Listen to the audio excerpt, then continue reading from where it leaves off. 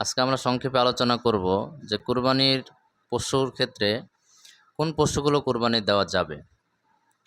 কুরবানির পশুর ক্ষেত্রে খেয়াল করতে হবে যেন পশুর নির্দিষ্ট বয়স হয় এবং সেই পশু যেন খুব সুন্দর সুঠামদেহী হৃষ্টপুষ্ট হয়, এ বিষয়গুলো খেয়াল রাখতে হবে।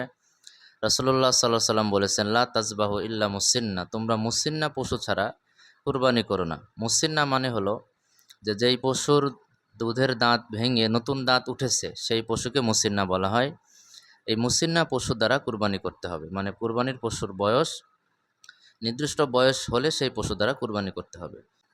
এবং এই কুরবানির পশুর ক্ষেত্রে আমরা খেয়াল রাখব যাতে সেই পশুটা সুন্দর হয়, সুঠামদেহী হয়, দোষ ত্রুটি মুক্ত হয় এবং বিভিন্ন ধরনের স্পষ্ট যেগুলো দোষ, কানা খোঁড়া বা শিং ভাঙা, তারপরে কান কাটা, লেজ কাটা ইত্যাদি যে সমস্ত হাড্ডিসার বা একবারেই দেখতে খারাপ, এই সমস্ত পশু কুরবানির ক্ষেত্রে বর্জন করতে হবে।